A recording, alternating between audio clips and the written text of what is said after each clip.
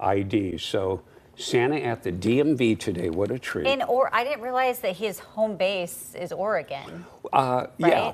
Right? It is. Who knew? Yeah. Taking this real ID, you know. Yeah. And you know, Christmas Eve now just a few weeks away. Right. So I had to pull out our Santa tracker. I love the Santa tracker. Yes, just to make sure it was working properly. And oddly enough, there he is.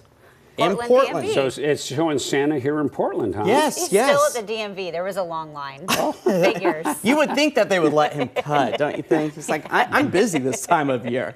But the good news is our Santa tracker is up and running as we take a beautiful live look out over downtown Portland. On this Wednesday evening, clear skies still remain overhead as we sit at about 41 degrees. We'll keep those mostly clear skies through the rest of this evening as the winds slowly start to taper back and our temperatures slide back into the mid-30s by about 1 a.m. or so. Temperatures across the board already starting to fall back into the upper 30s out towards the south and west of the metro area. Mid-40s found out along the shoreline. As we take a beautiful live look out over Mount Hood Meadows. There you go, Mount Hood off in the darkness at 42 degrees. So our temperatures are above freezing. So that means the leftover snowfall is going to continue to slowly melt. But the good news is we've seen a surplus in the amount of snow so far this season. You can see that here, the black line, 54 inches is what we have so far put on the ground out towards Timberline Lodge. That's just a couple of inches higher than what we would typically see for the start of December, as our base layer really sits at a healthy level for much of our area.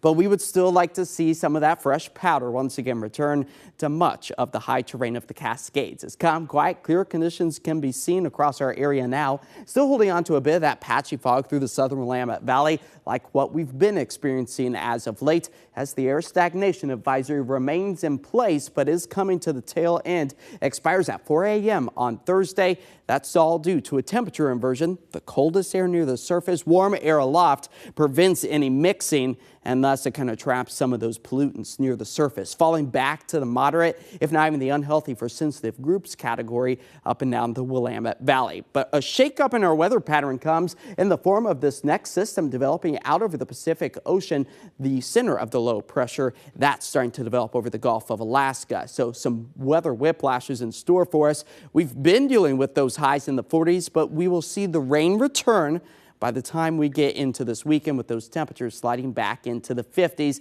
as the ridge of high pressure that's plagued us for about the past week or so slowly starts to break down. As far as the futurecast goes, increasing that cloud coverage for much of the day tomorrow, some wet weather for us along the coast, and maybe one or two of those raindrops pushing their way to the I-5 corridor. But no rain accumulation is expected for the valley tomorrow or into Friday as well. It's not until Saturday and Sunday that we start to see those rain gauges fill up close to about 3/4 of an inch to a full inch. Our 7-day forecast does show the morning fog returns Friday.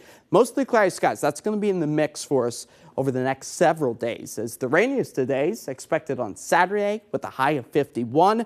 Just to put it into perspective, our average temperature this time of year right around 49 degrees. As we see the wet weather once again return by the middle of next week. Yeah, what incredible skies. Seeing the moon, we're looking at a live picture now, just so crystal clear tonight. Very clear, and that means some chilly temperatures tonight. Yeah, it sure does. Okay.